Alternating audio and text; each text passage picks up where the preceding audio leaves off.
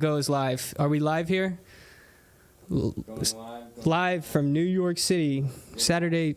What? We're live. Okay, we're live. Awesome. Okay, well, we just had a little. We had a practice round there. We did.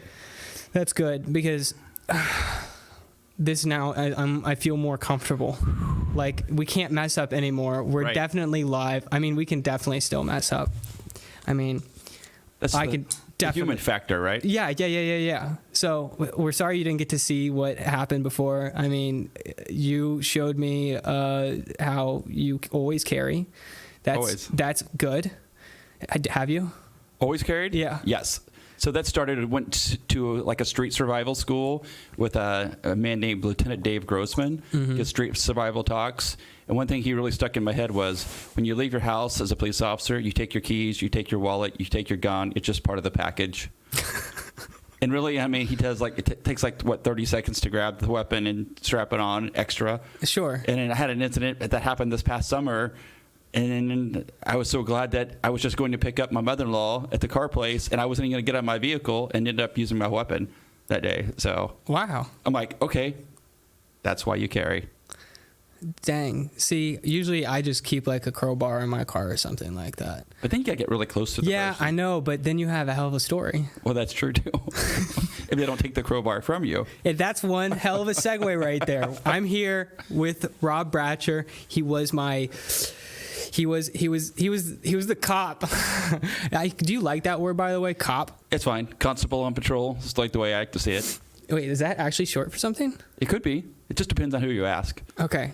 Well, you were the one in the high school that I saw who was always in uniform, and like, you didn't mess up around him, and you always said hi, hello, sir, how you doing? Nice to see you, and you had some rascals. I was one of those rascals. I could tell the yellow Mustang story, but yeah, I swear it comes down to this. Is that I remember this one time there was a stoplight, and I like did kind of a big ol' and I turned around. I left some marks, and I was driving the yellow Mustang at the time, and somebody pulled me over, and I got pulled over in the Bank of America parking lot. You know what I'm talking about now? Yes. The Bank of America that hasn't moved. Right. We've had like 16 have moved all over. But, Right. And I got pulled over, and then I remember they gave me a warning, and I just thought to myself, I don't know why, but maybe Bratcher was a part of this. I think I remember giving you a hard time because it was a V6 Roush-looking Mustang. Yeah. I'm pretty sure I did. Well, yeah, every single person gave me a hard time. Because it looked like a Roush. Yeah. But it was a It sounded kind of like a It sounded Roush. kind of like a Roush. And it was a Roush. I even had the tag. That's right. The argument was just over and They over. wouldn't make a V6 Mustang was the argument. Yes, but then I was like, listen, it's a rare, this is actually one of the more rare Mustangs because in 2001 and 2002, what they were going to do is they were going to make the Roush and they were going to put a V6 in it and then they were going to supercharge it. That's what they were going to do, but they didn't have the money to supercharge it. So instead, they just added all of the fancy look. They did the exhaust and they had the suspension and everything but the engine was really like... And I really did. I never got in any fights, but I wanted to. Maybe that's what I remember. Okay, so there was one time when some kid stole my Mustang, and I might have called the police. Do you remember that at Rancho Grande? I don't remember that one. Okay, you didn't come here to talk about the Mustang. You came here to share your Okay. testimony. Okay. So take two. Take two. We'll do that another day. Yeah. So what I can recall is that earlier on, you grew up in Liberty, and you share it. So I grew up in Liberty. Yeah. Went to Liberty High School. Went to William Joe College. Worked for the city of Liberty. My friends like to say I haven't gone far in life. Geographically. And my parents own a business 1 block from the police station. They've been there for 30+ years. So, Yeah. Yep, I don't live too far from my parents. I like my home roots. But grew up a pretty, I would just call typical, normal, Midwesterner Christian life. Probably was, not a goody two-shoes boy in high school, but I was a rule follower, definitely. Yeah, you told me that you got in a fight. Other than fighting. Yeah, like what 6 happened? times. Do you remember? I still 6 times? I still remember, like, the guy was making fun of my Christian music, and I took offense to that. And he picked up one of my CDs, and I don't remember what group it was, but he was, like, acting like he was going to break it. And I remember that just really pissed me off. So I just went after him and put him in a headlock, started punching him, threw him to the ground, and I just walked myself to the office. You walked yourself to the office? And I remember getting there, and the secretary's like, Robbie, what are you doing here? I'm like, I got into a fight. She's like, okay, have a seat. I mean, that's the type of kid I was. I knew I was in trouble. You turned yourself in? Did you get detention, or did it like... So Mr. Butler was really cool with me. He made me serve the detention like outside his office for like a week. So I just had to sit at this little desk outside his office. No ISS, no OSS, but just... that for that week, I had to sit outside his office. Well, they do say that if you turn yourself in, then you'll get a little lesser punishment, right? True, right. So yeah, that was the one time. What about the other 5 times? The other 5 times, I guess I've always had that protector mentality. One of the times I got into a big old fight was on a bus, and there was a kid that was wanting to sit down somewhere, and the other kid wouldn't let him, but there was really no other place to sit. So he started picking on this kid. So I stood up and I said, you're not going to fight him. If you're going to fight him, you're going to fight me first. That's how the fight got started. In the bus? On the bus. Yeah, I didn't ride the bus for a while. I got a vacation from the bus. Another time was in playing just pick up basketball in PE, and I can't tell you the whole context story, but it was the male competition got into play, and I said stuff, he said stuff he shouldn't have. He punched me.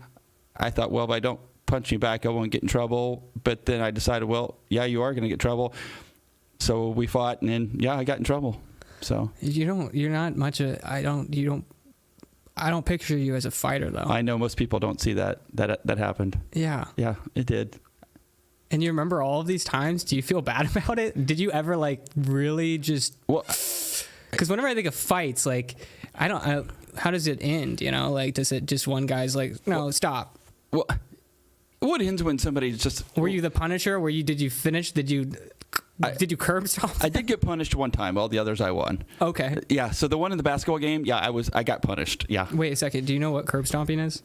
Not sure. You never seen the movie American Gangster? No, I don't.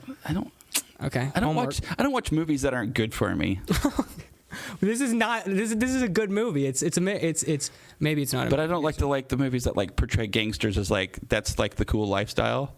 It's not that. It's not American Gangster. It's actually called American X or something. Like I won't watch the stupid cop movies either, like the Super Troopers that makes the cops look stupid. Really? No. See, I never liked any of those movies, anyways. Me neither. Yeah. But I'm trying to think of the name of it. Thomas, do you know the name of that movie? I do not. Okay, we don't know the name of the movie. We'll find it online, and I'll have to share it with you. You know what your producer's supposed to be over there, like typing away in the internet, trying to find the name of the movie? Thomas. No, he's got a million other things he's doing right now. So, it's killing me. Like I've got to figure it out. It's you've probably seen it. It's like these. It's a reflection of what happened when all the skinheads like popped up in like the 60s or 50s or something. And are you sure you're not? Okay. We'll figure it out. It'll just. Okay. I think he has it. Thomas has the answer. Hold on. Oh, he's working on it. Okay, give us that answer. It's American something, but. Anyway, so you got a bunch of fights. Yep. So you weren't a real Christian. You were just a... Well, I mean, I look at the Bible and did Jesus ever use the perfect person? No. Never. Never did the perfect person that lived the perfect life get used. Well, you had tax collectors, you had prostitutes, you had everything in between. King who committed adultery and had the husband killed in battle. Good old Bathsheba. Yep. So... David, he was a king, but yeah, but we see David as a guy that chased after God's heart. Probably more than anybody else in the Bible, but he did some horrendous things. You were getting some fights and stuff, but then you were also reading at the same time. Correct. So for me, whenever I was going through high school, is that I had the Bible, but I didn't read it. You made it easy when your grandpa's a preacher. Okay. Yeah. Yeah. So did he hammer it into you? And he didn't hammer it into me, but... Did you read tonight? But I just remember always not wanting to disappoint him if he asked me a question, right? I wanted to be able to have the answer, right? And he had that like deep Southern pulpit pounding voice that I just remember resonating with you. You know, he lived in Kentucky. I didn't get to hear his sermons very often. They didn't live stream them? Oh, no. Not at the little, like, 60 people church in the country now. Not at that. How many years ago was this? Oh, so How old are you, first of all? Oh, I'm 50. You're 50? Yeah. Oh, Dang. I know. It's getting up there. I know. Well, I just hit 29, and I'm like, you just hit 50 then? Yeah. Recently? Yeah. Happy birthday. Oh, thanks. Like, within the last month? Yeah, like the day after Christmas. Well, we're kind of sharing, like, the same thing. Like, 29 and 50, I think, are very similar in that, like, okay. Okay, yeah. Do you have kids? Yes. Okay. How many? 3. 3 kids? Mm-hmm. You know how many kids I have? 0, right? Well, I've got all the cats out front. I think they're up to 16 or 17 cats. Right. Wow. Mm-hmm. My mom would love you. Well, she can come have them. Take them, man. So your grandfather, what was his name? Donald Porter Bratcher. Donald Porter Bratcher. Mm-hmm. What's Bratcher? Is that Bratcher. Is that German? Believed to be German, but we have done the ancestry. Can't really find it. Anybody coming over from across the pond that had the last name Bratcher. So it's really believed that it was not very uncommon for when you got here to change your name with a new start. So it's thinking that the last name could have derived from like Bradshaw or something like that. But it is a very German name, but none of our heritage really goes back to German. Like my grandmother was full-blooded Irish. Yeah. Her last name was my dad's mom. She was a Malloy. A Malloy? Mm-hmm. That's pretty Irish. That's pretty Irish, yeah, right. That's pretty Irish. So when I did my ancestry, I was like 27% Irish, which really shocked me. I was like, I didn't think that was in there. That's why you fought. That's right. We went on this full circle right here. I'm trying to figure out why is Bratcher actually a fighter? Oh, he's got the Irish spirit. Got the Irish spirit. Yeah. Have you been to Ireland? No, but my son did. And like one of his, they had those trips in high school. Yeah. He got to go to Ireland, and he just absolutely loved it. So I would love to go back with him. All I see is I've seen the pictures. I can't think of that cliff. Hoth, like the Hoth Cliffs. Hoth Cliffs. That's where he was at the cliffs. It was like called Hoth. Okay, yeah, that's where I want to go. Yeah, he did say see the hillsides and just that was his most favorite place in the world. Really? Yep. A buddy of mine sent me a picture of it, and he's like, "Can you edit this?" It was difficult because I was like, how do you make something like that better? Well, it turns out you just bring up the contrast and then you add a little bit more saturation. But it's never better than being there. No, not at all. It's kind of ticked off that he sent me the pictures, but right. That's how it goes. In fact, that was the first time I'd ever sat through somebody's vacation pictures. Have you ever done that? Sat with somebody who they did the vacation pictures? Yeah. I might have shown people our vacation pictures. No, but I mean, like, now it's like you share them on Facebook and then people like them and whatnot. But like before, like people will go take pictures on vacation and then, hey, you want to see my vacation pictures? Does anybody actually ever want to see those vacation pictures? That's my question. Maybe. I don't know. Maybe if it's an interesting place. Yeah. It's kind of like the social media posts where people show their food. I don't really care what you had for dinner last night at the Greatest Steakhouse or Sushi House or whatever. It's like, I don't really care that you went to Fayetteville, If we were like together, would you like walk up to me with your plate of food and go, look what I'm eating tonight? No.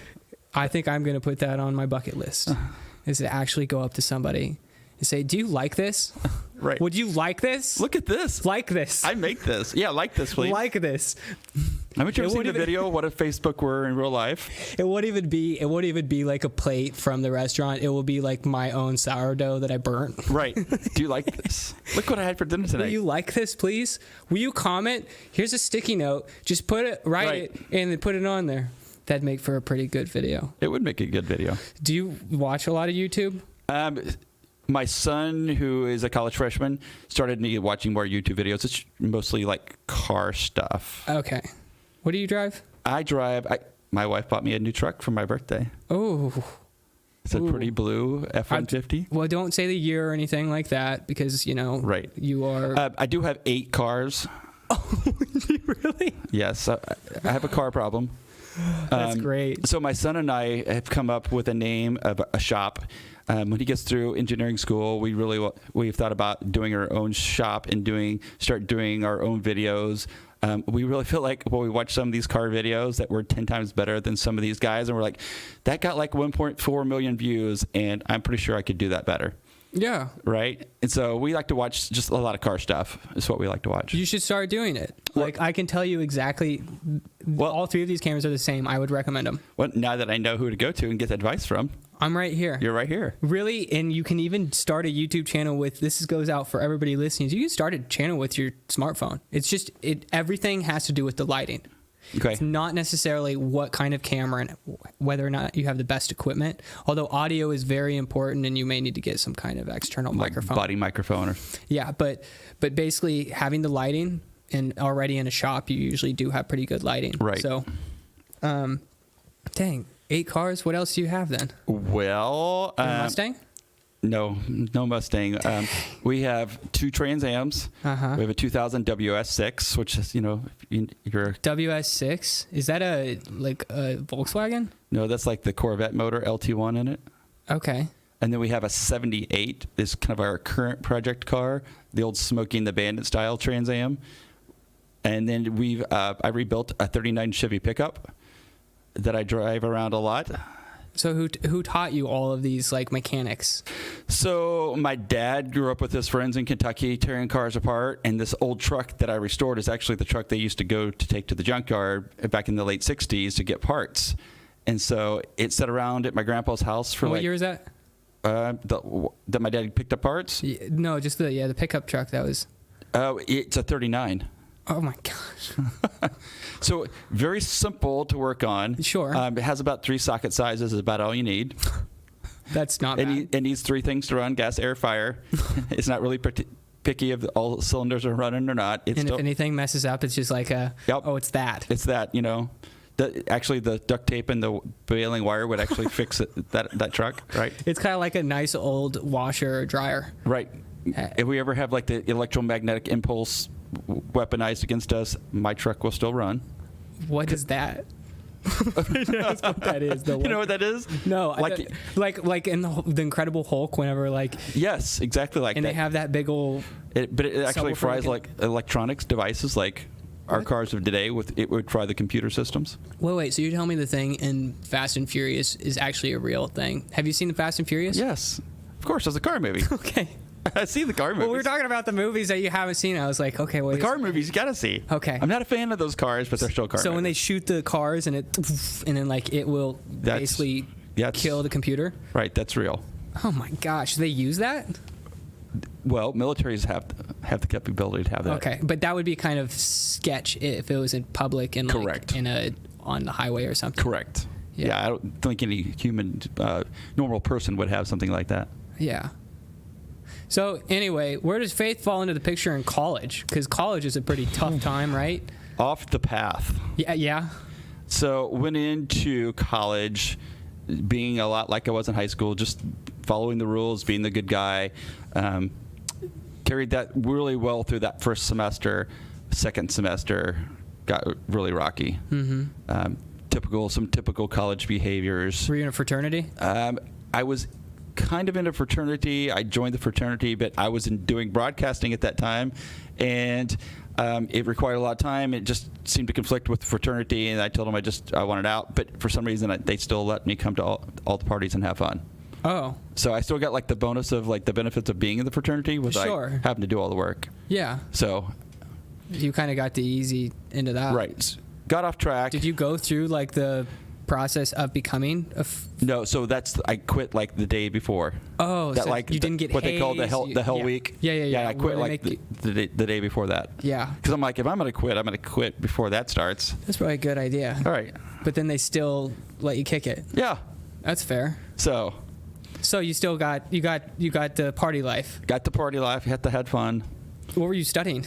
I was studying broadcasting. Oh, okay. At Northwest Missouri State. Yeah. And then I kind of got discouraged from that when some guy, I think it was from Q104, came up and started talking about how you're going to have to work at all these little piddly stations all across the country before you ever go to a big station, and you're going to have to move a lot. And I told you, I'm from Liberty. I grew up in Liberty. I didn't like the thought of moving around because most of my family lives in Kentucky, and so I didn't get to see them about once a year. And I wanted my family and my kids to be in a position where grandparents were close, that they could build that relationship with their grandparents, so they're around more. Sure. So I didn't want to travel and go quirky and just travel the country. Yeah, see, I'm the complete opposite. I'm like, go as far away. Did you see on my whiteboard up there? It says move to Texas, and I've got a yes or a no. Basically, I've been putting marks at the end of the day whether I want to move to Texas or not, and I figure within like 6 months I'll look at it and be like, okay, there's more tallies. Right. And that's my determiner right there. It's like I would like to go far, far away. You probably already know if you're going to Texas. I can already tell. I don't know, man. That sounds like it. I do like me some Texas, so I don't know, man. It's never permanent. That's that. If you go and you don't like it, you can come back. Yeah. Hopefully my mother doesn't hear this because she won't like that. She won't like that one bit. But in college, studying broadcasting, so like this kind of interests you then? Oh yeah, most definitely. Yeah. That's why I was talking about, like doing your own YouTube channel or something like that. Were you the guy who was the anchor, or were you dealing more with the back end? So I did camera stuff for the TV, but then I was also a disc jockey on the radio station, which was like a top 40 rock and roll station. So yeah, sure. So I was a DJ for a little while. Yeah, and we had to like record ourselves, which was really weird because you had to like listen to yourself and say, how would I say, how would I pronounce this better? Do I need to talk slower? Do I need to talk faster? So you always had to have a tape of yourself when you went to the next class. Sure. So they could critique you. We got to stop talking about broadcasting because now I'm getting like really like concerned about whether or not my voice is loud enough. Is my voice loud enough? Okay. All right. Okay, because this seems like better. Better. Better. Yeah. And you a little bit further away. Okay. See, we can't talk about broadcasting. We could. So you were done with broadcast. Did you do the 4 years studying broadcasting? No. So you switched to criminal justice, or did you? So then I went into architecture. Yeah. And I thought, that's too hard. Didn't really know what direction I want to do, so I kind of just bailed on college for a while. Okay. My summer jobs for a while was working at William Jewell, doing whatever with other kids in the summer crews. Yeah. Didn't know what I really wanted to do, so the college offered me, they're like, hey, you know what you do? If you work here as a full-time employee, college is free. Hey. So I decided that was a good option for I don't know what I want to do yet. So, but I always had like the policing thing in the back of my mind. Military policing, something like that, service to country, service to community. Sure. Always was service oriented somewhere. Didn't quite know how that was going to work. Being an only child, my mom was like, no, you can't do military. No, you can't be the police because something bad will happen to you. Naturally. So kind of in that limbo. Didn't pursue any of those because I didn't have that support mechanism from my family. Like, yeah, do that. That sounds great. So I didn't pursue those. So that's kind of like, okay, William Jewell's a good option. I'll go work there. I can get school for free. I can take classes at my leisure, and then wherever the road may take me. Yeah. Did you meet your wife at William Jewell? I did not. I met my wife at church. Okay. So were you going to church after, like, while you were at William Jewell here in Liberty? Yep. Which one? Second Baptist Church. Second Baptist. It's the one down there by the police station. Huh. I'm trying to think of where that's at. It's right there on Lightburn, the corner of Kansas and Lightburn. It has the very stately columns, looks kind of like a William Jewell building. Yeah. Mm-hmm. Bulig. Yes. You go to church with him? Yes. Okay. Played soccer with his son. Okay. He was a pastor there, wasn't he? I think he helped out a lot. Yeah. Okay. Yeah. Yeah. I've been thinking about going back to church. You should. I don't really. I've been to a lot of different churches, and just everything doesn't seem, especially right now. We are in your shoes. Yeah. Yeah. So we had this sort. Will you make me wear a mask? Yeah, exactly. I know most of them. That's kind of an option.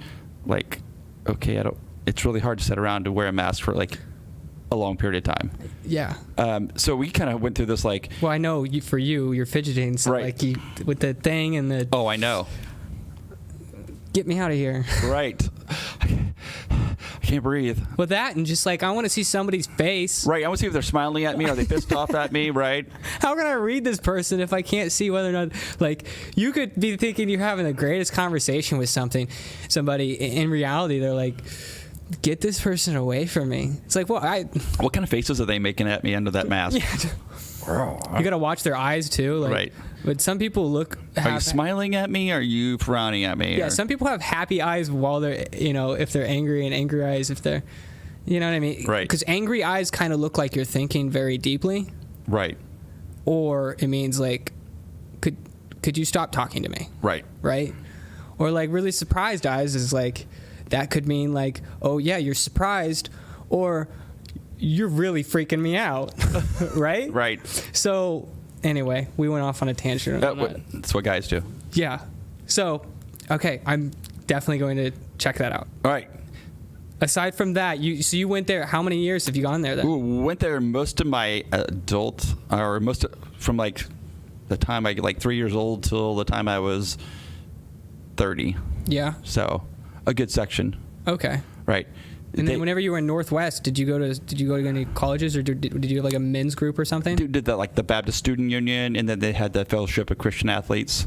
Okay. I would do that type of stuff. Okay. It was always weird to go to a different church that wasn't yours, especially sometimes like a Baptist church. Like you sit down into the seat and they're like, people walk by and you're like, that's my seat. I sit there every year for the last 15 years. And now there's some guy I don't know sitting in my seat, some young college kid.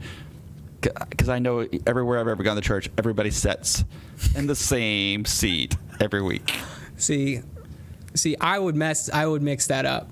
Oh, we typically do. I think that should be something that first thing pastor says is when you come in is like, take a seat where you haven't sat before. Sit beside somebody you haven't met. Yeah. Right. Or you have to wear 3 masks. Yeah, so we've been kind of church hunting. We've in and out of a small church. Texas. There's right. plenty of churches in there. Been to Pleasant Valley a lot. Currently kind of stick with Pleasant Valley Baptist Church, but just never have found like that church that we just call home, right? Other churches they served us or they fed us, but no place to go. Yes, this is home. It just seems like in today's church world, I remember growing up, especially with there was all these things that led up to the sermon. There were the reading of scripture. There was a special. There were people that would sing. Nowadays, it seems like you walk in, you sing for 40 minutes, and then there's a sermon, and then you go home. And you're like, I don't want to sing for like 35 minutes straight, right? And then all of a sudden there's a sermon, and you go home. It seems very, and it seems like a lot of churches nowadays are hitting the new Christian or the non-believer. And I'm like, but I've been a Christian for a long time. I need some meat. Yeah. I need some meat, yeah. right? And I'm getting a sermon that great. It's really good, but I've heard this 25 times already. Can I share this with you? This is tough for me to share. I'm not going to name which church it was, but I went to this church. Me and my buddy. I hit up my buddy. I was like, hey, you talked about going to church with me or whatever. So like, let's go to this church. Let's go to one. So not one, this one specifically. And so we go there, and I walk in there, and the first thing that I get is not, how you doing? Do you have a mask? And I'm like, oh, okay. So I could take the mask, I put it on, and then I go into the sanctuary, and I'm like, all right, we're like sitting in the back corner, and it's like no lights. It's like just pitch black. And then just like some lights they have like this selling bakery stuff, and I'm worried now that I'm speaking to you that there are going to be people watching from Liberty. They're going to be like, I know exactly which one he's talking to. And that's the reason why I don't ever go to that church. And I might have to stop there. But anyway, what happened was not a sermon. It was just a performance. Right. You feel like you're being entertained. Vague. Yeah, it was entirely. And I mean, like, it was a performance. Like, you feel like you're Branson and you're at a show. And you're sitting there being entertained. And when it's over, you get up and go home. You're like, oh, that was a decent performance today. Yeah. So to bring this back to college, meat. Where did you find that because you grew up with it in your life. Right. I mean, so it was my foundation. You memorized verses since you were 11 years old. Right. Like the verse about taking the thing out of your eye because somebody had, what is that one? Taking the log out of your well, I'm putting putting you on the spot. No, so you can never remember those when you're on the spot. Take the log out of your own eye. something. Which book? Right. Yeah. I can't remember. Okay. Well, you Right. So then how do you get to college and then you're like, okay, now what, God? Right. Because I felt like I don't know what I should be doing. Yeah. But I did always have in the back of my mind, I said like that servant public leadership. Like I wanted to do something for my community. Sure. And I had some couple older friends that were police officers, and that really intrigued me. Like, ooh, that sounds cool, right? That sounds like something I don't want to do. But if I am a police officer, I'm probably going to be a different police officer than most people have ever seen. And that's what. Because I'll just go ahead and say it. The usual police officer is the guy that went through high school and like he was a jerk, and then he didn't go through college or anything like that, and then he just didn't have the balls to move away from home, and then he ended up being a cop because he just hates everyone and he wants to get back at everyone. No, not true. Come on. I'd say a good portion of our. Okay, that's the perspective. Perspective of the public. That's not my perspective. Let me. I know that you're strapped. A good perspective. Hold on here. Okay. That's not my perspective. I'm just like that was Public perception. Yes, Okay. exactly. Public perception of what it. So anyway. So a lot of guys in the department were former military. Sure. Right, because you're used to that structure, the militaristic part of it. You'll find a lot of guys in policing came from the military side. Yeah. For the same type of reason. You will find a good portion of police officers, it was something they really wanted to do to make it, for me, it was to make a difference. Yeah. A lot of people say, because I want to help people. Well, to me, that's just part of it, but I wanted to make a difference. Sure. And so I feel like that was a different take from what most people wanted to do. And I think at first it was, people were like, that's weird, right? We just go on these calls and we take the call and then we move on. No, I want to solve the problem. You want to protect, serve, and do good. I don't want to come back here again. I want to figure out why we're here. And if it takes me an extra 20 minutes, then let's figure this out because maybe we never have to come back again. So like domestic calls, you would handle them a little bit differently. You would have that approach. Like I remember on a domestic call telling a couple after we'd been there several times, when's the last time you guys went to church? And they're like, oh man, officer, it's been a while. And they're like, I'm like, well, maybe that's a good place to start your healing process. And I still remember leaving the call, and an officer's like, you know, you can't talk to people about religious stuff. I'm like, well, yeah, I can. I just can't talk to you about religious stuff. And I didn't tell them to go find Jesus. I just told them to go to church. It could have been a mosque. It could have been a Hindu temple. It could have been something. I just told them to go to church. Yeah. I didn't tell them anything. Isn't that crazy? But I would tell you what, that's really super cool about that couple. Years later, my wife and I were out to eat, and this waitress said there's a couple that wants to pay for your dinner. They did, and it was that couple that came up years later, and they looked at my wife, and they're like, we just wanted to let you know that your husband saved our marriage. What? And I still see that couple around the city today, and they're still together to make a difference. I like that. Mm-hmm. But I'm going to stop you right there. Okay. I'm going to reprove you. Okay. It wasn't you, man. It was something working inside you. Exactly. I'm just the instrument. Yeah. Right? I'm just the tool. Yeah. Yep. Use me. That's one of my prayers every morning. God, I don't work for man. I work for you. Yeah. Lead me, guide me, direct me. Let me be in the right place at the right time that you can use me as your instrument. Let me be your light in the darkness. That's kind of one of my morning prayers. And on the streets, you can still talk to people today. They're like, man, Bratcher always seems to be like in the right place at the right time. When a call comes out, he's like right there. Bad guy's running. He's right there. And I had heard, he was a retired lieutenant from LAPD. I have tried to figure out his name because I loved the story, but because it locked into me. I think it was in the police academy when I heard it, that I'm like, that's the type of police officer I want to be. So he was on patrol in like South LA, and he's like, it was back in the 70s, and he said still when they had like gas station attendants. Sure. And he said, they wore the uniform, the caps, and he's like, he was driving down the street, and he passes by a gas station attendant in the uniform and hat running down the street. He goes, well, in my world, that would be a clue that something's not right because that's not normal. He said about 10 yards in front of him, he sees a man running away from the gas station attendant, but his hands are full of money. He's like, well, I'm a police officer. That would be a clue. And he must have just robbed the Skelly station. So I can't remember the clothing description, but it was kind of like white male, blue hat, red shirt, white shorts.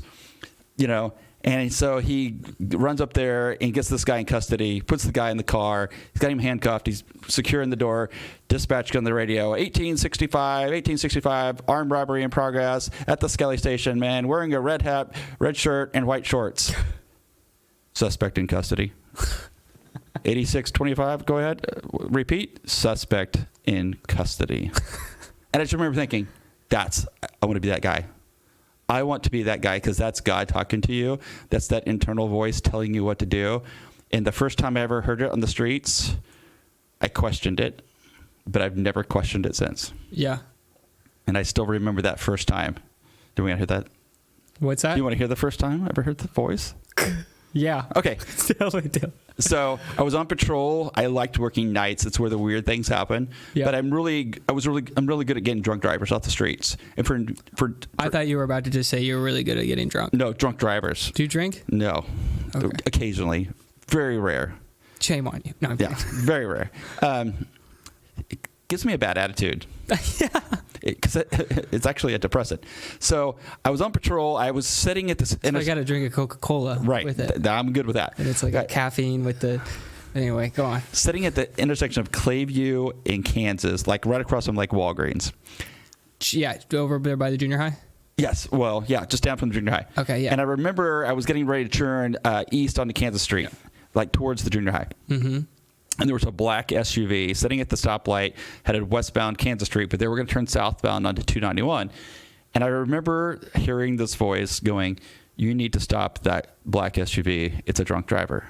And I remember going, "Okay, God, the car is just sitting still, and I really can't just stop a car that's sitting still. But okay, I'll listen. I'll play the game." I turned my car right instead of left, and I pulled in behind the SUV. The light turned green, and he made this really wide, super wide turn, bounced off the curb. All right, I got a reason to stop him. Let him up, walked up to the car, stone cold drunk. From that day on, I'm like, all right, God, I'm listening. I'm going to be obedient. Okay, so you gave me some numbers, some crazy numbers, and I love statistics.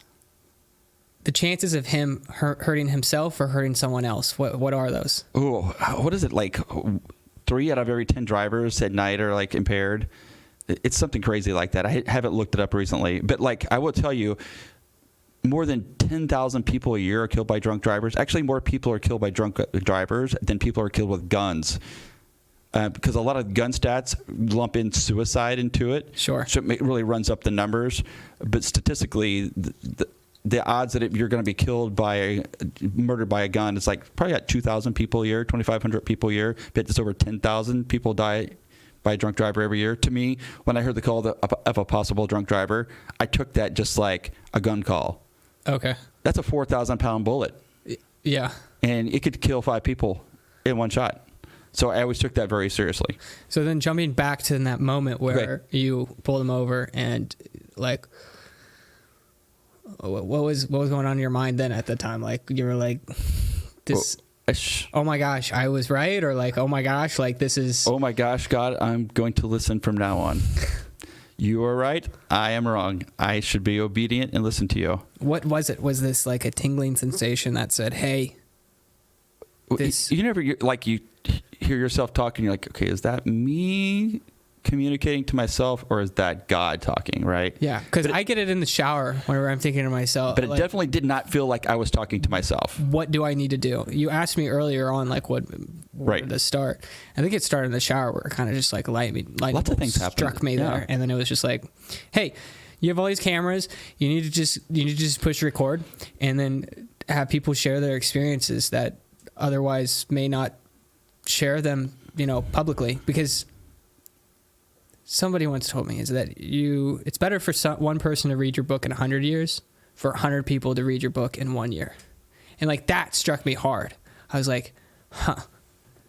So what you're saying is that, wait, the internet, if this is going to be here in 100 years or archived or whatever, and there's one person that sees you sharing your story and then it like moves them, like what is that? That's what I'm going for. Right. Sorry, we're all over the place. Well, it's kind of like popped in my head. The LAPD retired LAPD with his story, that sent me on the path of that's what I'm doing. Yeah. Right.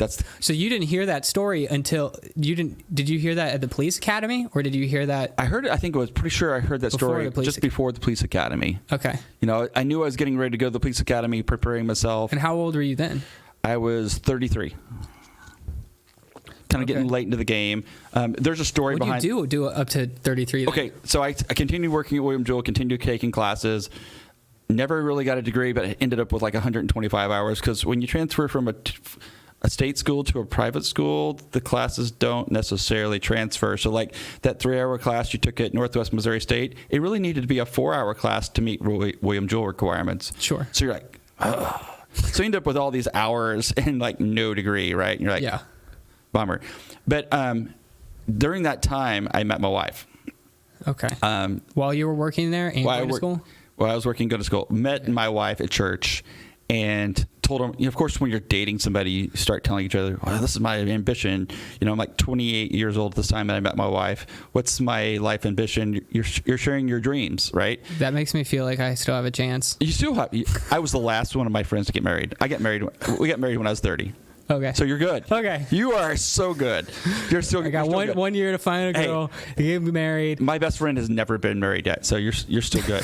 Okay. So she's like, okay, if you want to be a police officer, go for it.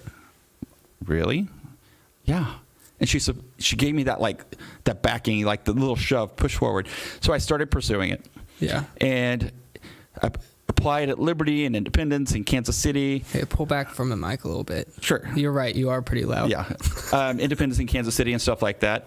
But, you know, when you start to do something and something doesn't feel right in your gut, like, oh, I shouldn't do this or I shouldn't work here. Or, my early 20s. Yeah, right. So every time I go to a different agency besides Liberty, it just didn't feel right. Yeah. So I'm like, phooey with all them. I'm going to concentrate on just Liberty. Yeah. Well, at that time, Liberty was like super competitive. Like we'd have one position open and there'd be 100 people apply. And you'd be in there, I got to be the one, right?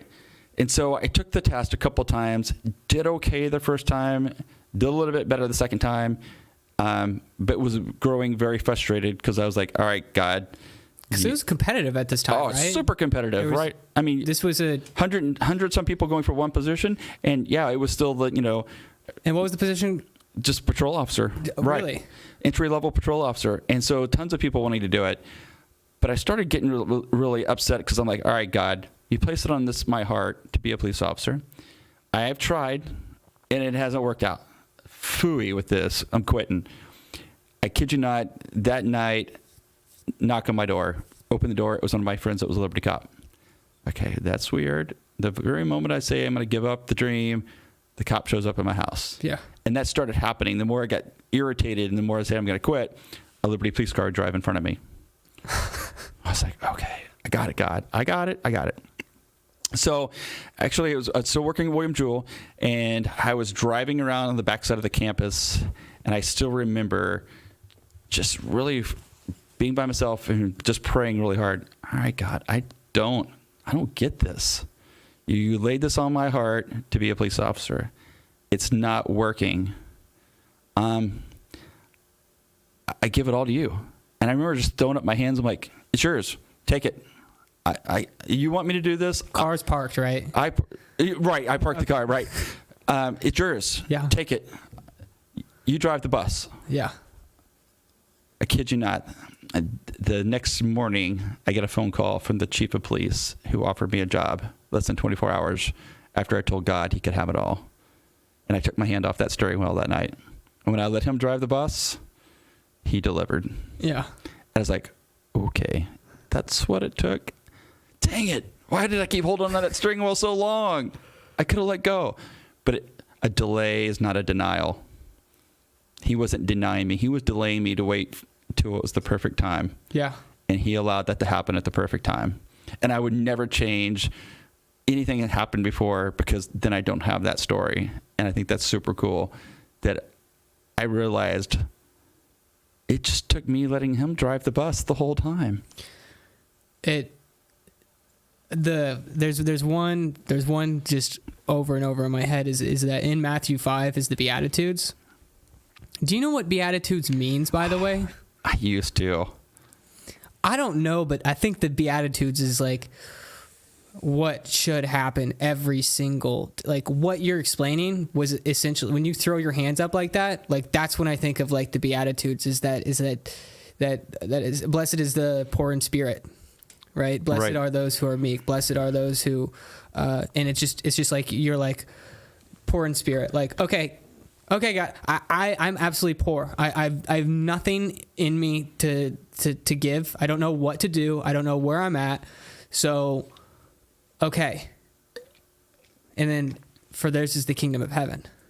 So like in that moment, did you feel like that was the kingdom of heaven? Right. Yeah. It's like,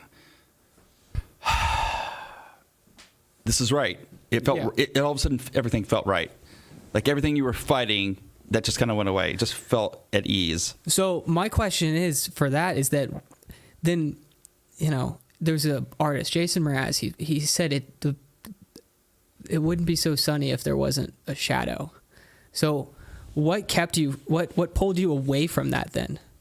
Because then it's like something like that happens to you and then it's like, it's as if like now I'm getting like really deep and like psychedelic here. Yeah, don't go too deep. I'm trying to keep it on the simple surface. guy. I got it. But it's just whenever something like that happens is that it seems like you you know, the moment that you believe that it was you and not God is that you believe that you created that moment. And so like you can recreate that moment and then you start to work backwards just so that you can get back to that forwards right there. You get what I'm saying when I say that? Kind of, yeah. Like maybe. I sound a little bit. This is just water, I swear. We do realize though in the moment, like maybe why there was the delay, you start realizing like, by working at the college, I had to deal with a lot of people. Yeah. Right. And I learned how to deal with people from just the student to the president. Right. Sure. So I learned how to really, that's where I got my communication skills down, was just talking to people. And I realized I could talk to anybody at any level. It didn't matter what group I was with. I could talk to people. And being a police officer, that's like our voices are our biggest tool. Yeah. Right. If I can bring a situation down by using my voice, that's what I'm looking for. Because a lot of times, you know, you walk into a very hostile situation, you got to be able to, you're supposed to, a wise old police officer once told me, he said, we used to call you guys peace officers because your job was to keep the peace. And I always remember that. So anytime I've ever stepped into a situation, I'm here to keep the peace at all costs, right? I need to keep the peace. Yeah. Blessed is the peacemaker. All right. Right. And not to create more chaos. Yeah. Right. Yeah.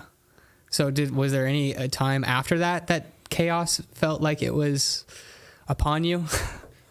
You know, no, not during the police academy or anything, you know.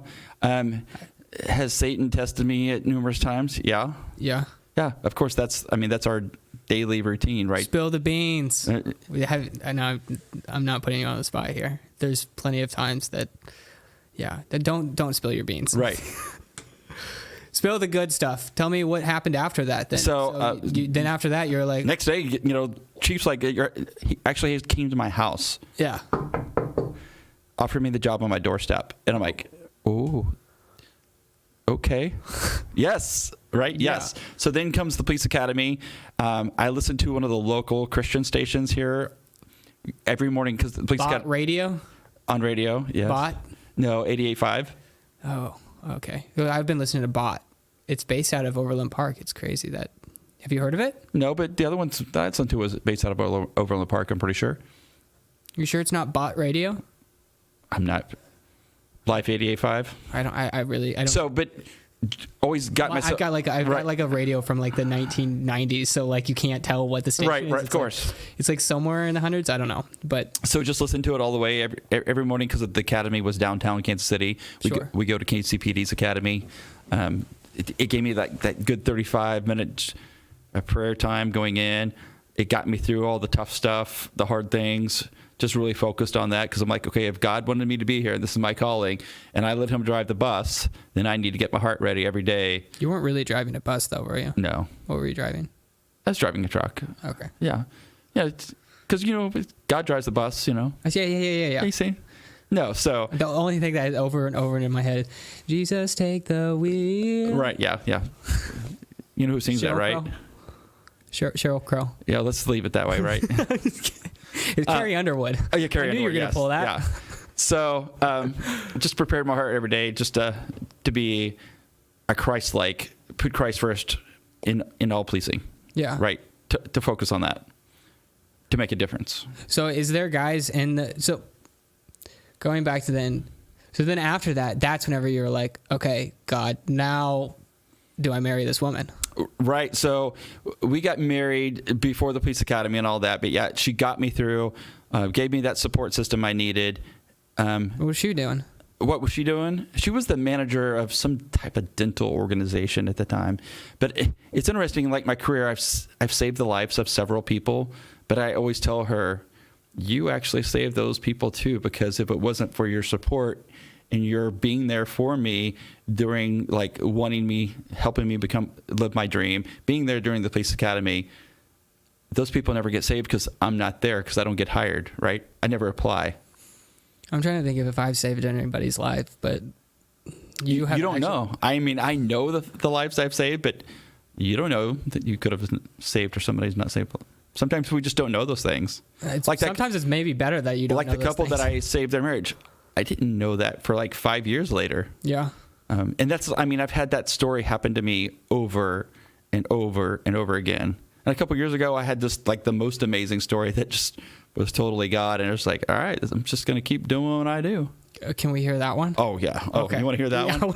This is like, there's some really amazing God stories that I've lived as a career as a police officer, but this is like the keeper for me. Do the other officers see you and they're like, what, does this happen? Does this uniquely happen to... Because I don't know, because like I said, I just happen to be that guy that right place at the right time. Always the right place at the right time, right? Sure. Or it falls right in your lap.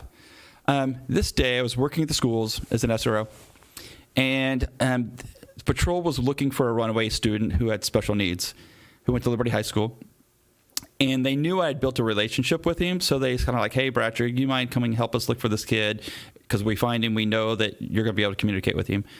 We found him a few miles away, and I remember it was at one of the local, it was like up at Belvoir Winery was where we found him. So it was a couple of miles from his home. Oh, dang. And he talked to his caseworker, and he was awarded the state.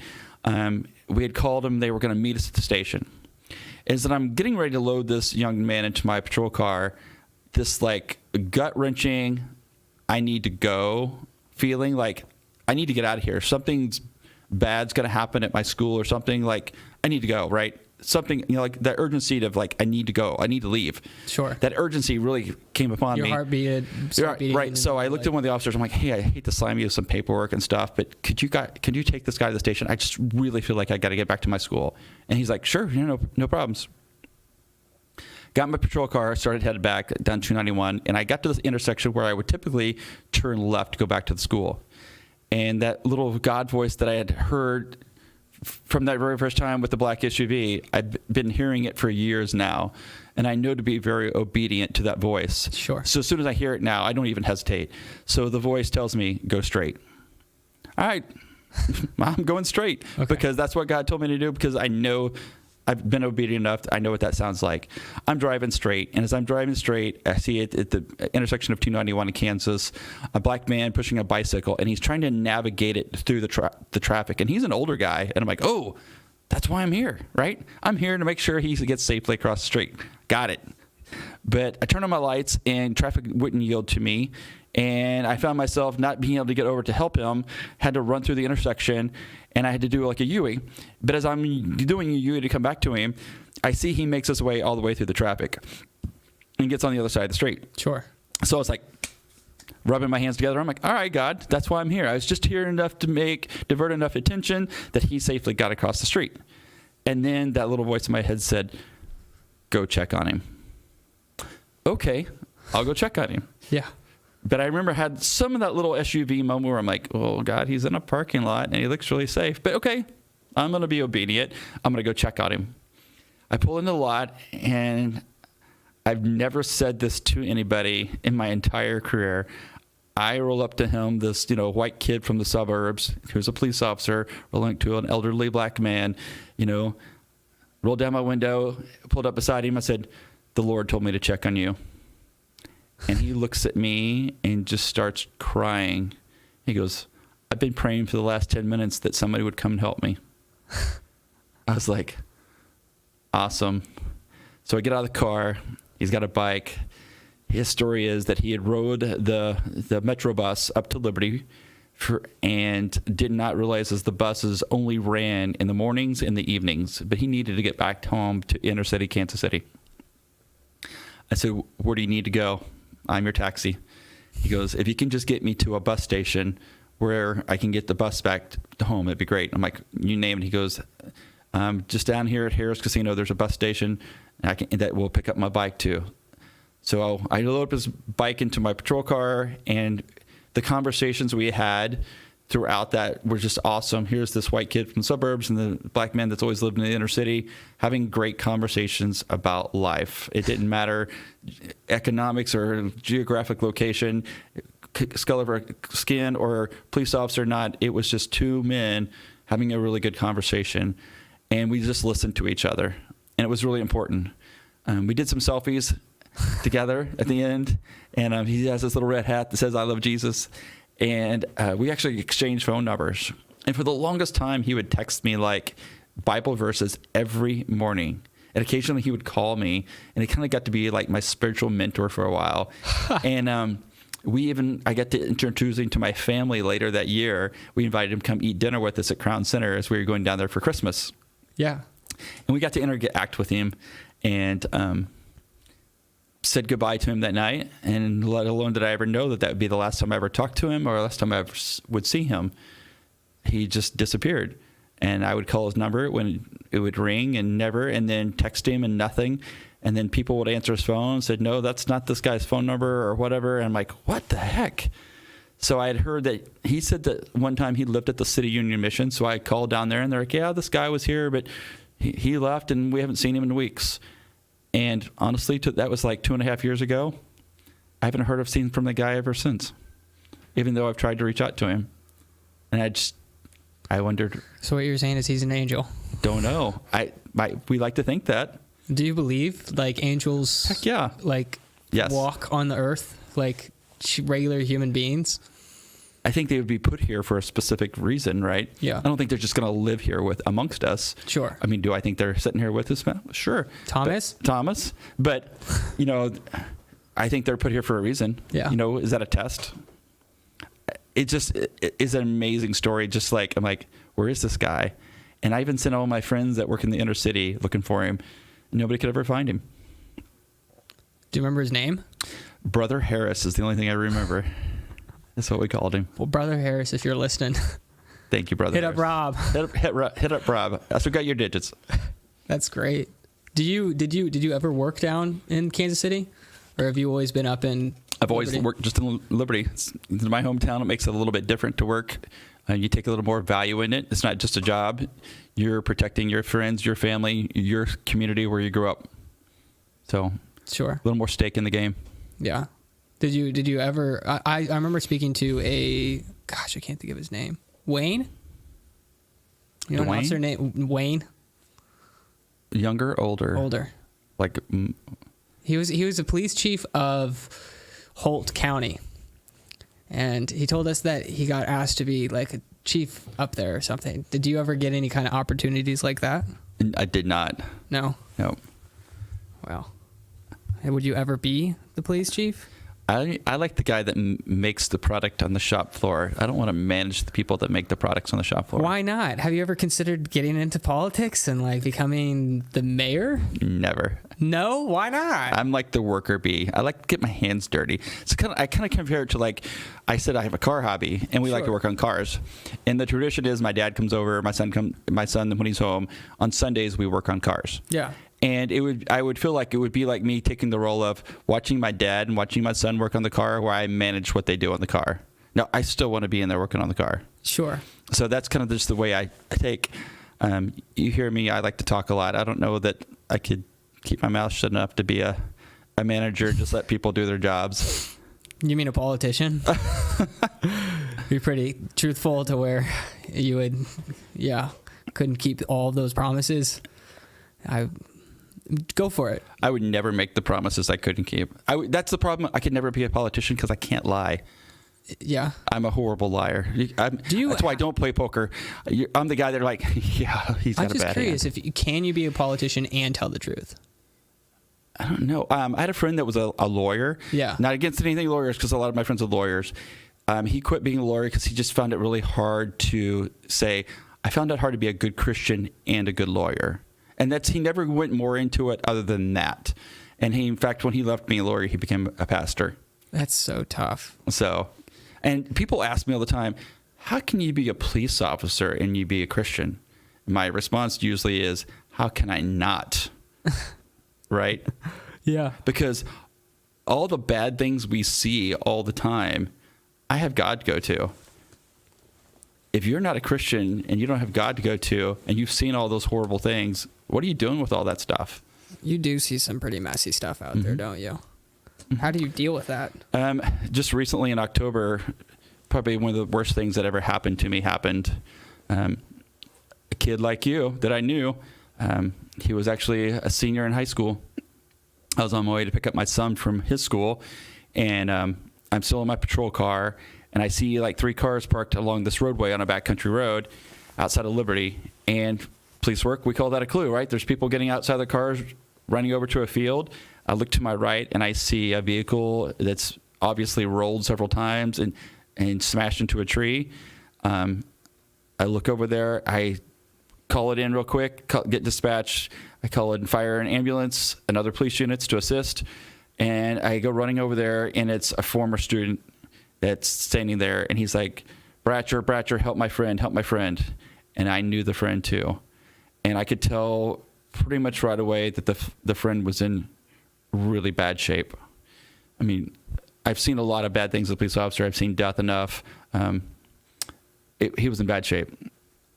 And I'm calling in the dispatch, letting them know we have a person that's in really bad shape, step up that bus.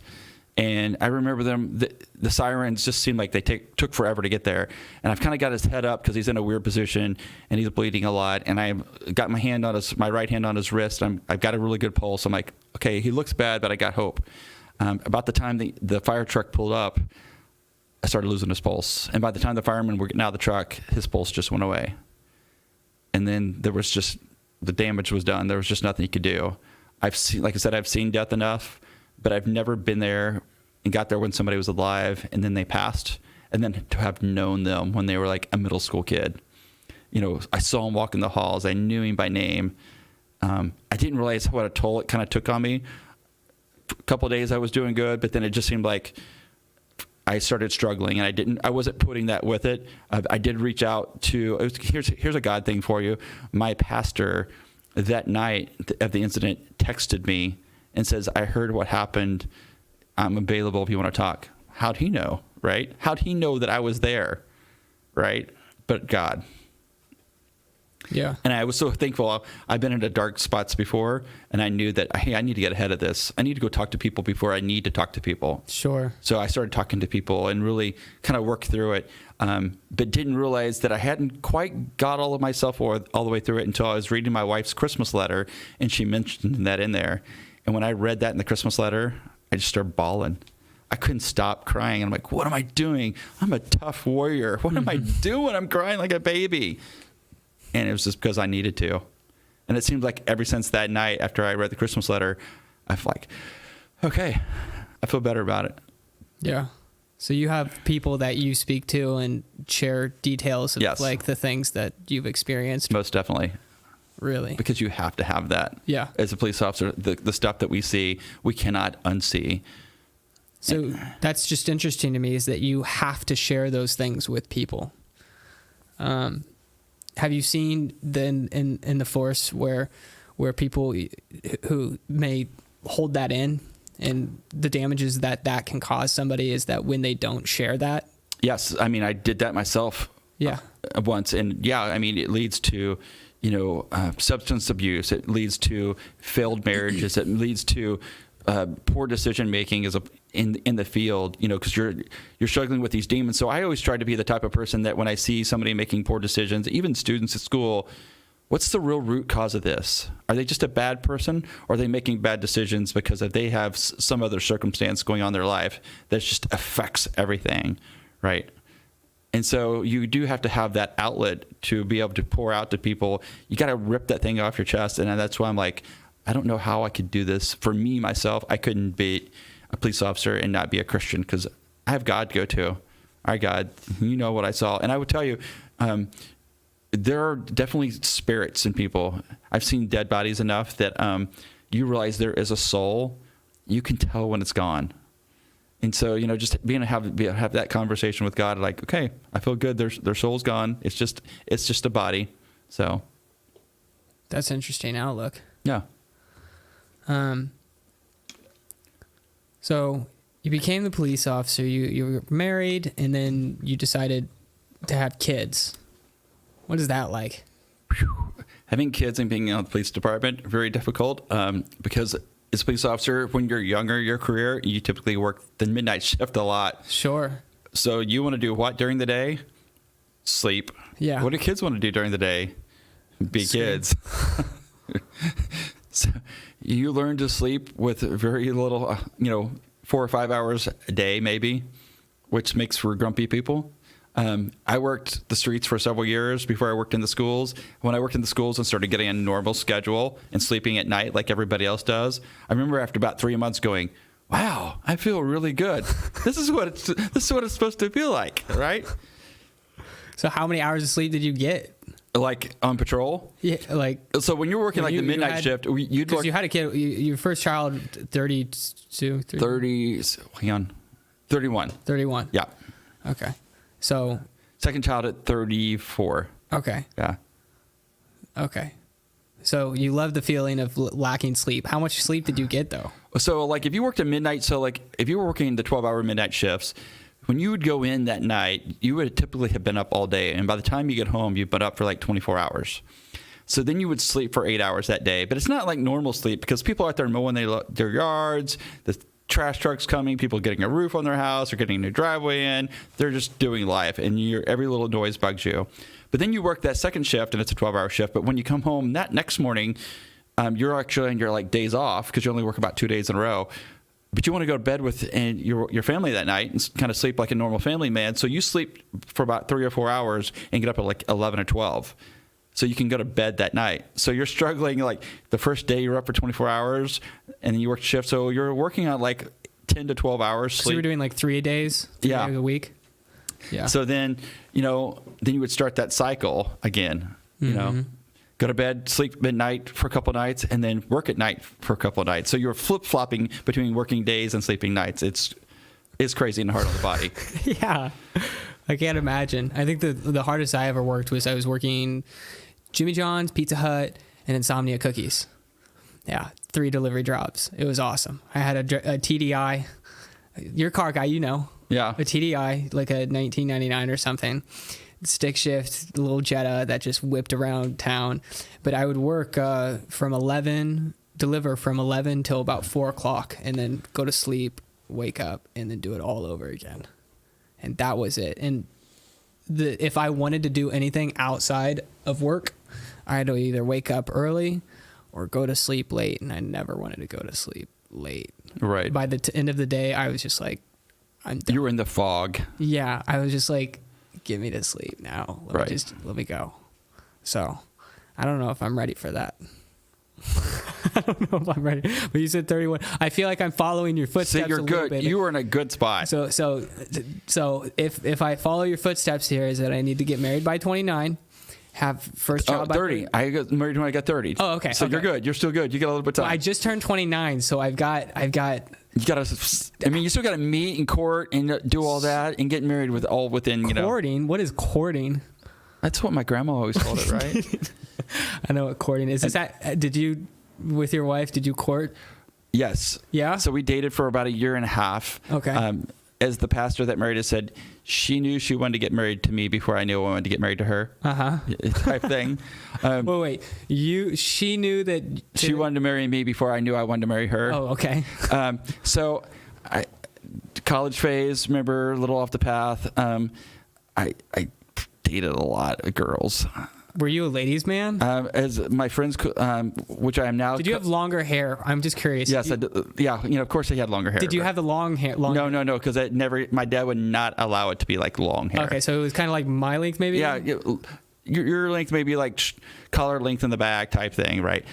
Mullet? No mullet. I never liked those then. I can't stand that they're coming back. But love it.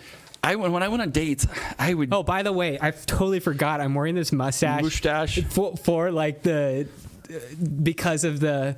because you're an officer of law. I just thought there you go. I was gonna shave it too. Like I don't know. 2 hours before you got here, I was like, should I shave? I'm just jealous because I can't grow one like that. So I was like, no, I gotta keep this because it's got, I don't know, didn't get the nice cut with it, but I look like a kind of an officer of law with it. There you go. Right. A little bit. Yeah, do they still do that? No, I mean your hair's way too long because like you can still grab your hair. That's why we keep it short. Oh, in case of a fight or something? Right, so nobody can grab your hair. Well. You ever noticed the female officers put their hairs in buns? I don't really look at the female officers. You look at the male officers, okay. No, I do see the female officers. We keep it short so nobody can grab our hair. Yeah, okay.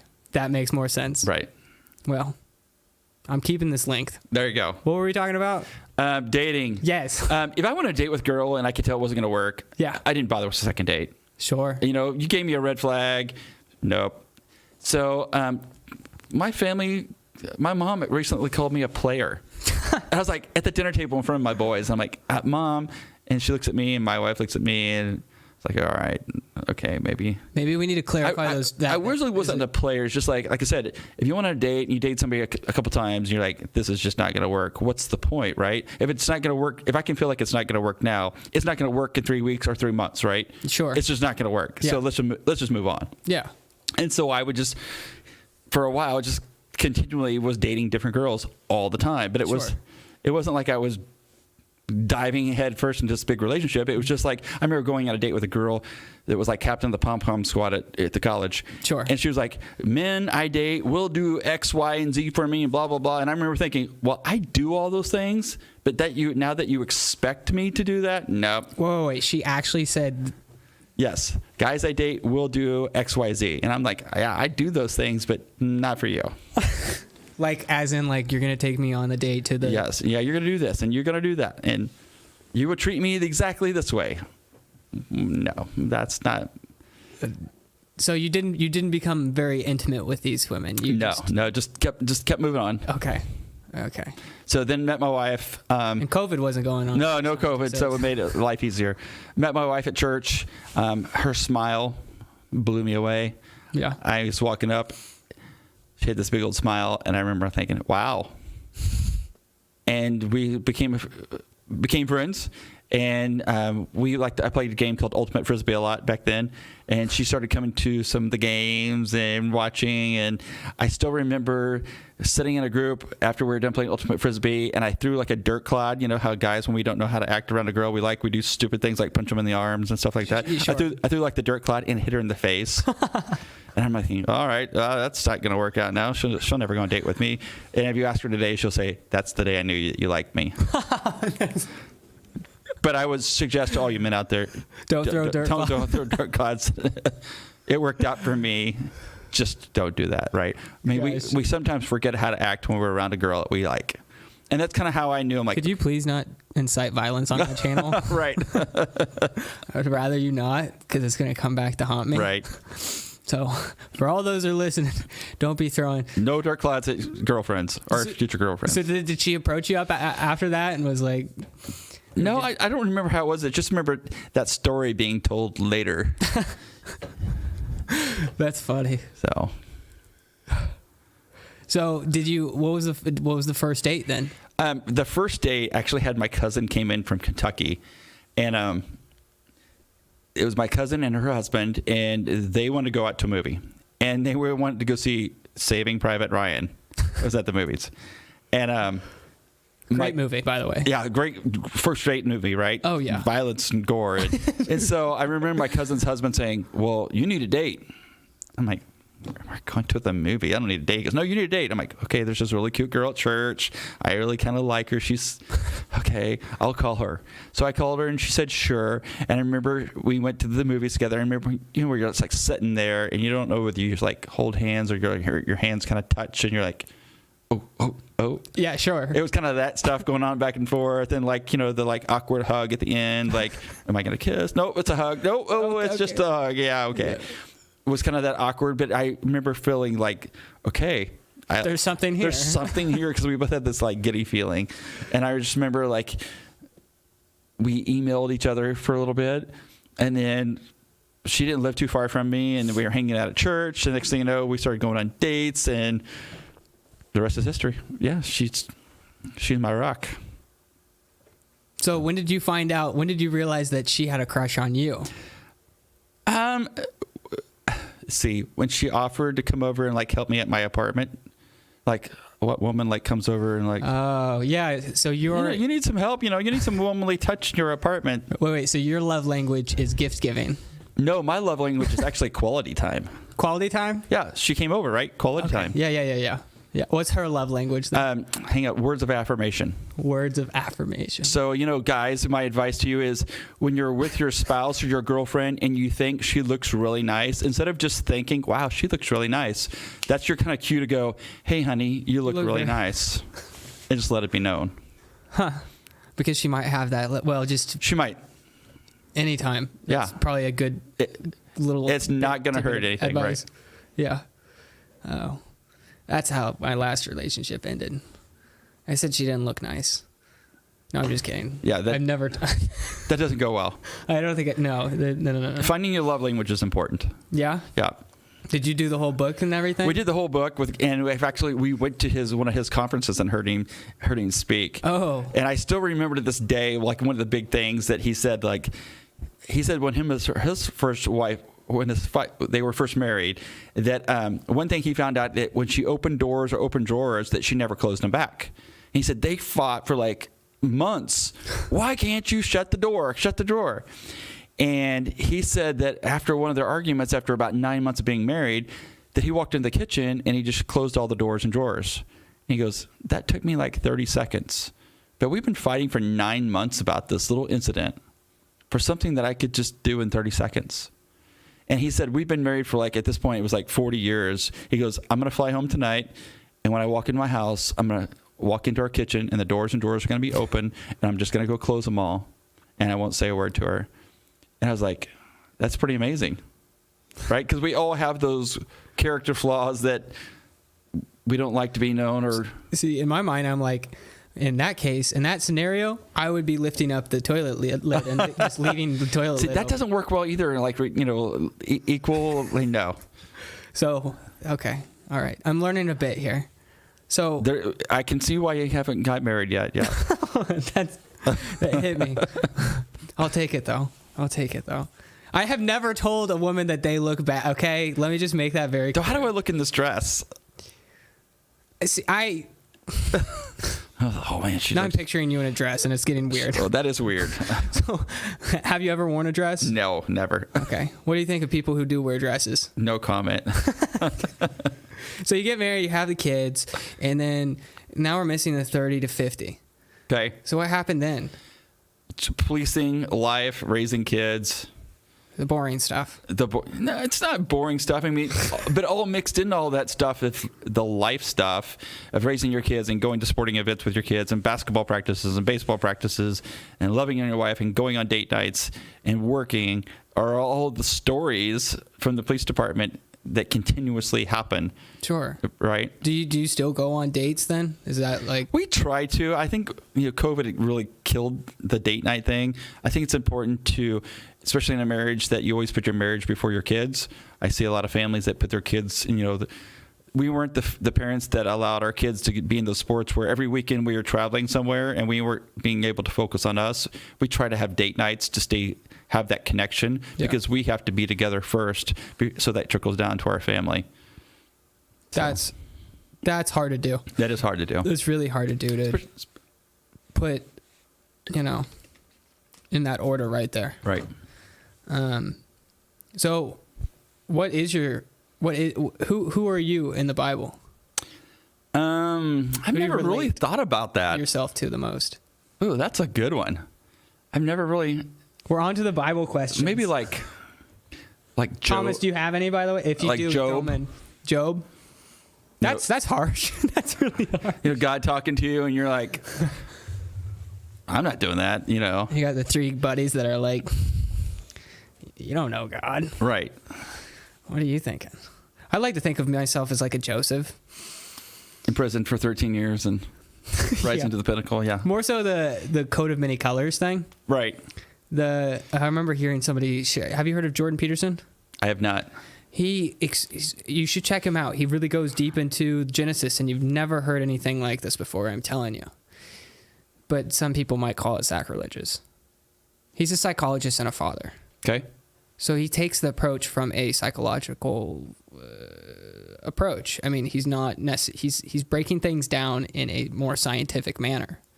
But anyway, one of the things he said about Joseph is that Joseph he wore a coat of many colors, and basically what that meant was that he was able to have a drink in the bar with the carpenter and have a conversation, but then go to a dinner with financial advisors.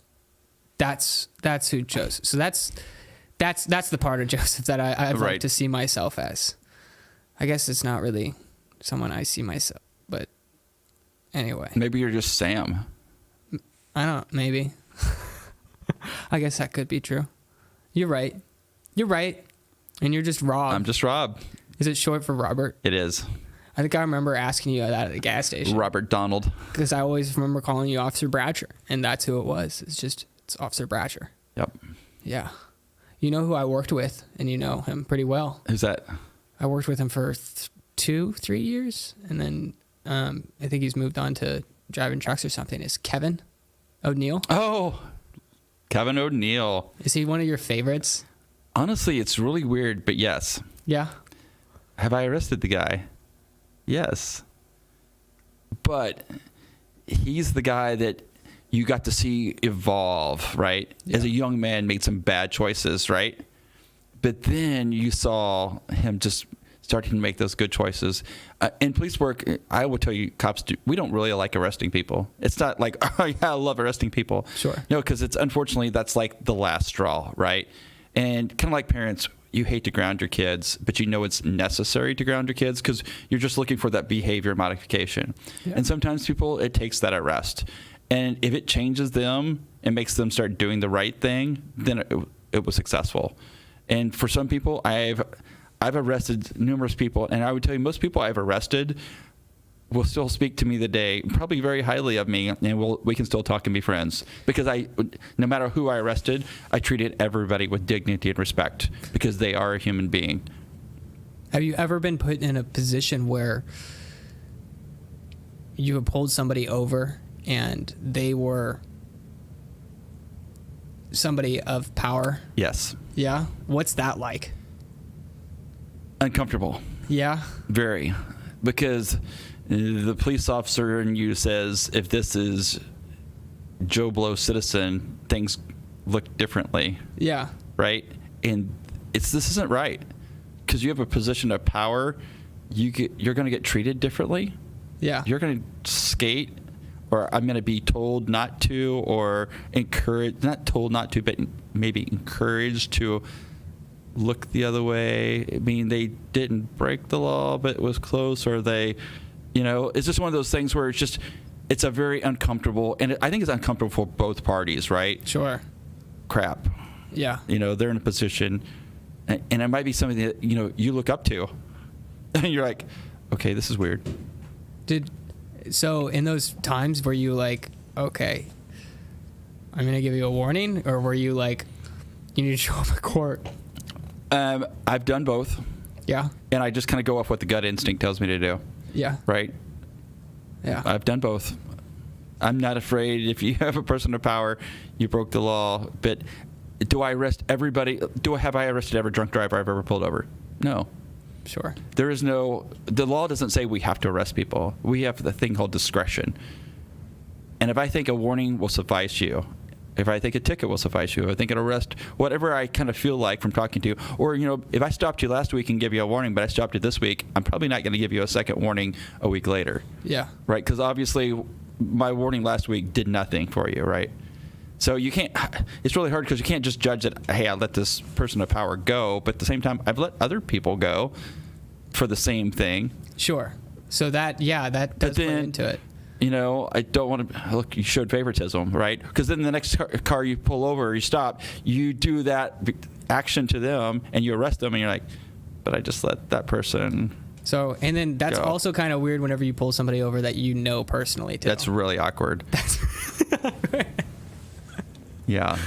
And it's awkward for both people, I mean, if it's something simple, can officers use the discretion? Like, if it's a speeding thing, hey, okay, slow down, have a nice day. But if it's something more serious, like drinking and driving, yeah. it enters. One of my son's teachers years ago, I'd stopped them. Oof. And they control your son's graduation. All right, okay, this is my son's teacher. This is awkward. Okay.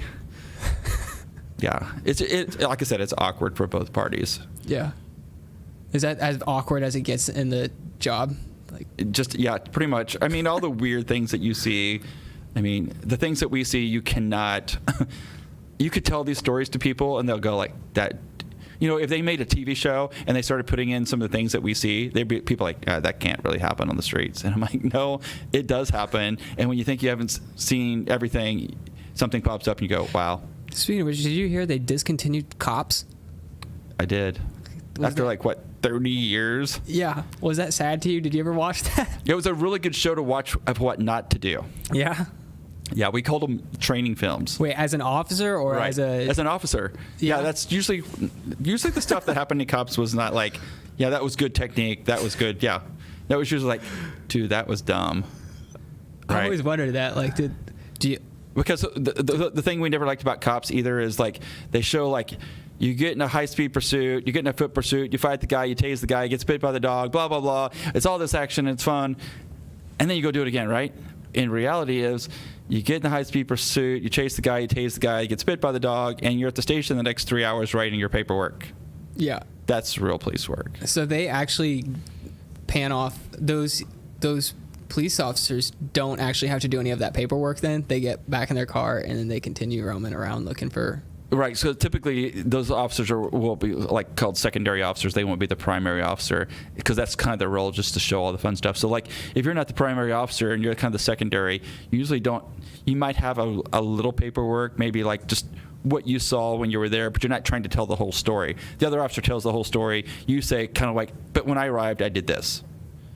And then that's kind of how that works. Sure. I'm kind of interested to get pulled over by you now, just so we can have that awkward encounter. I'm like, hey, how's it going? Right. I was only going 6 over, man. Do you have people haggle with you? Yeah. But they have the last say. I have the last act. That's fair. Yeah, you can say whatever you want. Usually when I get pulled over by officers, I remember getting pulled over one time whenever I was driving to St. Louis. I was going to see about a girl. And on the way there, that's exactly what I told him. And he also told me, he said, hey, I wasn't going to pull you over, but you were in between me and the car that I needed to pull over. I'm just going to let you off on a warning. You go right ahead, sir. I was like, oh, gosh. Have you ever been pulled over? Of course. You have? Of course. What's that like? So have you ever gotten a ticket? That's a good question. Since right I've been there. a police officer? No. No. We were on our way to a family vacation at the Lake, the Ozarks, with our family, and I was driving my hot rod yellow Daytona Dodge Charger with like the 5% tinted windows. Because like when you drive it to work, you don't want people to see you in uniform, so you have darked out windows. And so I remember I'm driving probably 5 or 6 over the speed limit, trying to keep it, you're in a bright yellow car, gets a lot of attention. So I'm not like a big speeder, but just trying to keep it within reason. And people are passing me on the highway, and a state trooper pulls in behind me. It's pretty close to my bumper. I'm like, looked at my wife. I'm like, yeah, we're getting pulled over. And she was like, how do you know? I'm like, because I know how this game works. And he stopped me from my illegal window tint. And even after I explained to the person that I was a police officer, he still made me get out of the car, go back to his car with him, checked me for warrants, and they gave me the lecture about violating the law as a police officer. Oh, wow. So, are you allowed to have that tent? You can get it if you need it from a doctor's note, but no, I mean, he could have gave me a ticket. That's fair. I mean, my rationale was, if I drive to work, I don't want people to see me in uniform in my yellow car. Yeah. So. Well, now everybody knows about you. And I don't have a yellow car anymore, though. Okay, good. Okay, I don't want to expose you. So you are still on the force? Yes. Is that proper? Yeah. On the force. On the force, police department. I remember speaking to somebody who was in the military, and I asked him about, like, are you in the Army or something? They're like, no, I'm a ranger, or not a ranger, but I'm a whatever. So do officers... I don't know what I was thinking. I was going to say, do officers, like, would you, if there was a war or something, would you sign up and then get deployed? The best way to look at police officers is the military take care of everything outside the United States. We take care of everything inside the United States. Okay. So we're the front line of defense for the mainland USA. Okay. So I kind of want to ask you about what's going on today. What's going on today? What's going on today? I don't know. Everything that's going on today. It's just a tough topic. Yeah. It really is. With everything going on today, I think we've gotten away from the point that we are able to listen to each other, that we tell people what we believe, and we expect people to believe that, instead of taking time to actually listen to people and what they have to say. We also live in that society where the first story we hear is the first story we believe. And you and I kind of hit on that earlier, sure, that people really need to take the time to look into what the story says and not form an opinion because some news anchor on a conservative or liberal station or whatever they listen to said it.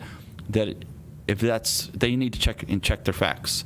And you know, and I both know that's hard, but I try to check with all the different stations, and just see what people are saying. I mean, I wish the media would get back to reporting us the facts and let us form our own opinions about what happens.